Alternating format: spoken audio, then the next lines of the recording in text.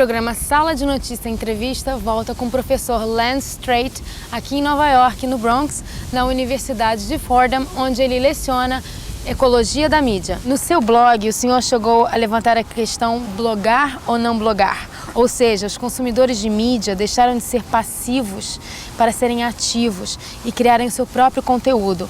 O que a democracia da era dos blogs, do YouTube, está trazendo para a sociedade? Well, I mean, there are so many ways that it is changing things, and I think one point again is the new kind of culture of exhibitionism. It's all, it used to be that we talked about the mass media competing for eyeballs. I mean, we still do, but we've sort of internalized that for all of us, so that everyone wants the eyeballs. Everyone wants people to look at them, to listen to them, and feels like they have a right to that sort of thing, and are become distraught if no one's paying attention. So, I mean, this is part of it. Is simply the look at me generation, you might say.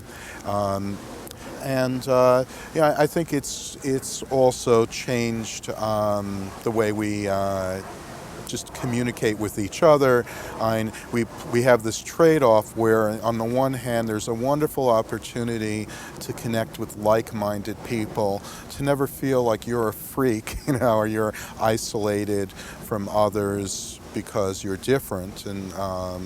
But on the other hand, we lose touch with the people around us. And actually Neil Postman had made this wonderful point when he talked about virtual communities. He called that sort of thing the demeaning of meaning, by which he meant that meaning is losing its meaning the way when people apply different definitions to words. And he would say that a community, a real community, what we meant by community through centuries, millennia, has been a group of people who are not alike, who are different from one another, and had to find a way to live with each other, negotiate, work out their differences for their mutual benefit. But today, when they talk about virtual communities, what they're saying, what they mean is that we're talking about a group of people who are all very like-minded and really don't have to work hard at discovering their commonalities. Hoje, os dormitórios das melhores universidades americanas já não têm mais televisão. Os estudantes preferem comprar computadores, laptops, e neles eles assistem os programas que deveriam ser de televisão, filmes, e fazer os blogs e os deveres de casa. Como está sendo essa transição dos principais meios de comunicação que antes eram os jornais impressos e a televisão para a diversidade de informação e de mídia hoje disponível na nossa sociedade? One of the things that's going on is that we used to have a kind of mass culture. We talked about it. We complained about it. Now we complain about the loss of mass culture. What can you do? No one's ever happy. The thing about the mass culture, though, was that it kind of evolved, and it was in a way a negative evolution, but it came out of the idea of a public. And a public was a group of individuals, really they go hand in hand, and individuals who were no longer had sort of tribal, old school kind of traditional ties, but now we're living in the modern world as individuals. And you break people apart from the tribe or the village or the community, and they become individuals, and they make up a public but also a mass of individuals.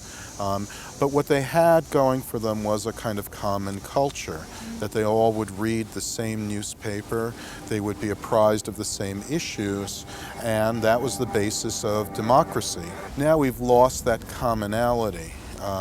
Maybe to some extent the Daily Show for us in the U.S.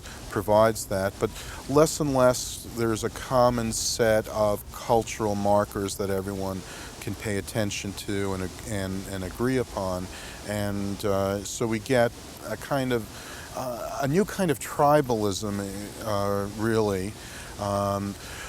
But these are not tribes that are sort of centered in one locale, but spread out demographically all over the place. But it does mean that people are seeing different things and talking about different things and in effect living in different worlds, and that is kind of poses a problem for democracy. If we can say that really we still have democracy, it's an interesting kind of question. We certainly have the form of democracy, and I'm not suggesting this from a particular political point of view, but rather that on the scale that all modern nations operate on, it's hard to say that we're all that democratic. It's simply too complex for there to be any real decision-making power left up to regular citizens. We have to rely on technical experts to kind of decide. I mean, who the hell understands anything about the economy or about military decisions? I mean, people have strong opinions, but nobody really knows. Surge worked, it didn't work. We really can't make these determinations for ourselves. We have to rely on experts.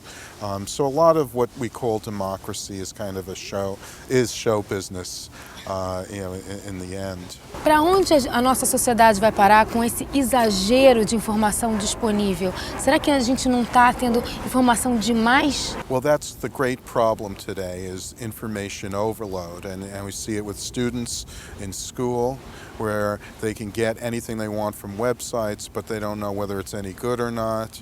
Obviously, journalists face it in their own way, anyone doing any kind of research, and people in general.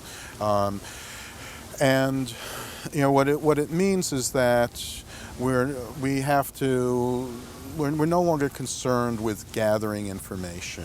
We have all the information we want at our fingertips. We now have to find ways to evaluate information, to decide what's good and what's not good. And the great benefit of the internet and similar technologies has been to sort of do an end run, if you like, around gatekeepers and stop kind of arbitrary limitations on what we see and hear and read and what we don't have access to. But we've sort of opened the floodgates, and when you increase access to good information and faulty, inaccurate, misleading information. So we need methods of evaluation and synthesis. They say that all the information to predict the 9/11 attacks were there, that the FBI had that information, but no one was able to synthesize it, to put it together and evaluate it and realize what was going on. So there are obviously different ways that we can go about this. This is really the true calling of education for the 21st century, and I think media ecology is definitely one of the ways that we can synthesize information and evaluate it and find a way to deal with this flood. As they say, it's like trying to drink water from a fire hydrant. That's the information age. Thank you so much. Sure, my pleasure.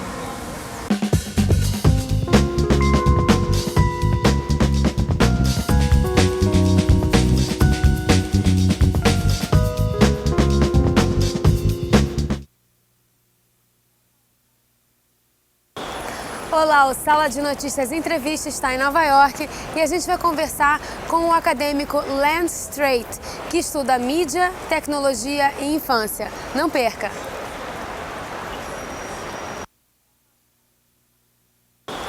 Olá, o Sala de Notícias Entrevista está em Nova York e a gente vai conversar com o acadêmico Strate, que estuda mídia, tecnologia e infância. Technology, tools, all manner of human invention and innovation. Não perca!